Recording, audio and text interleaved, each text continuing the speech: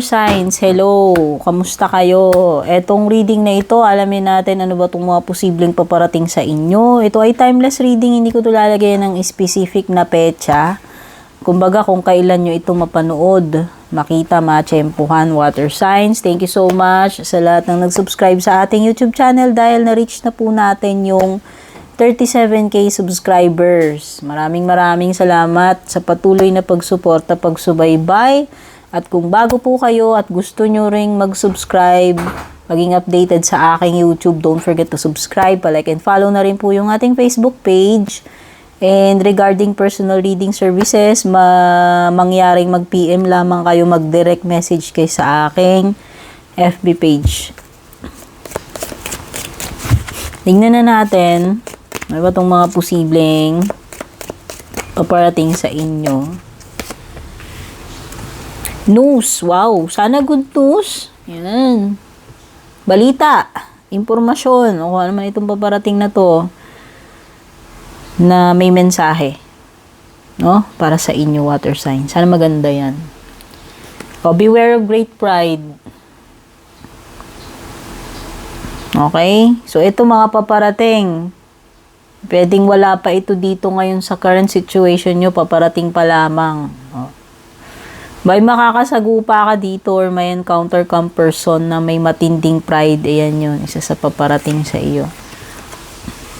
You are on the road to success. Wow, malapit ka na maging successful. Kung ano man itong tinutukoy na to sa career mo man to, negosyo, relationships, or personal endeavor, no? On the way ka na sa success, di ba? Possible na may achievement. Compliments from an admirer. Wow! Baka may magpapadala sa iyo ng gift. Bouquet. Basta, tandaan mo kung ano man yung ipapadala sa inyo. Regalo yan, bouquet man yan, pagkain, etc. etc. Galing yan sa isang tagahanga mo. O, romantic man ito or hindi, malay mo marami kang fans. Pero, merong isang magpapaabot sa iyo ng ng compliments, whether material man yan o word, no?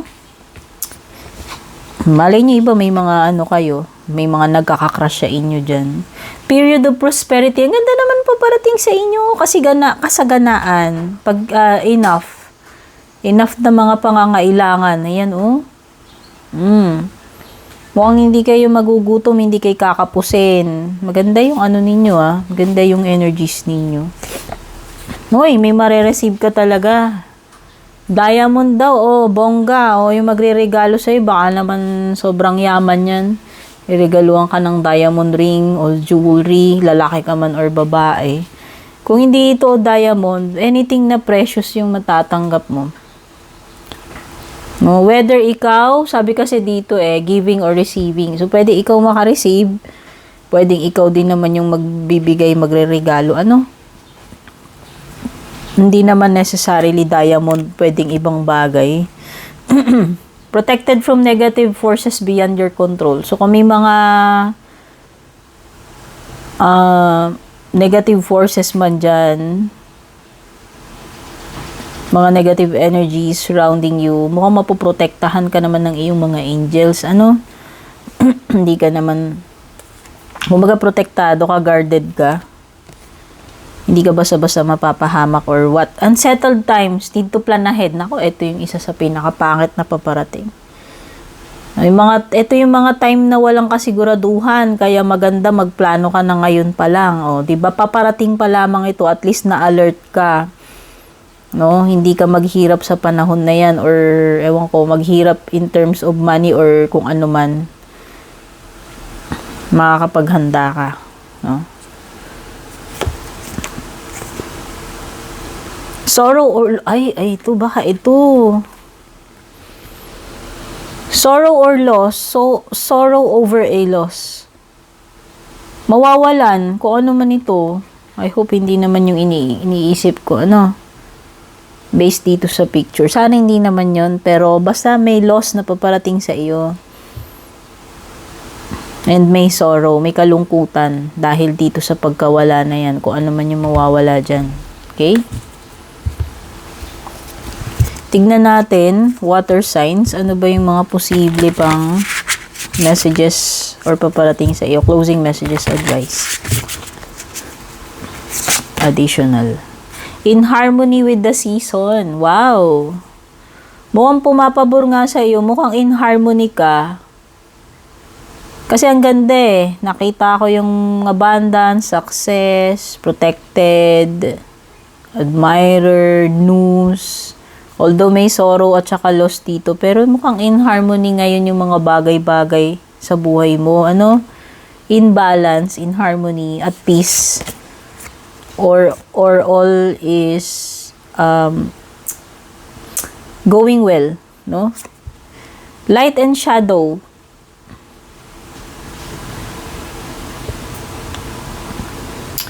Positive and negatives.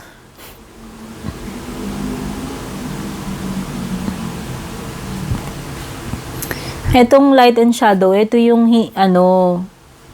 paano mo i-embrace yung light and dark side mo. Ibig sabihin yung mga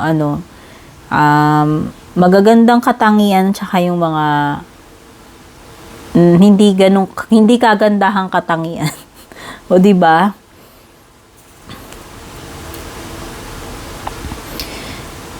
Kasi tayo, hindi man tayo perfecto eh. Binubuo tayo ng light and shadow. Siyempre, meron tayong mga good side, may bad side. So, ito yun. No? Kumbaga, facing, accepting and facing kung ano yung light and shadow attributes natin. Kasi part pa rin natin yan. No? Kahit na anong denial mo, no? Kahit na anong tago mo, kumbaga yun eh, part mo pa rin yun eh. Hindi mo maipagkakaila, di ba?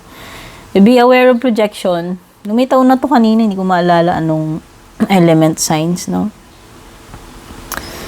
Projection, parang mirroring.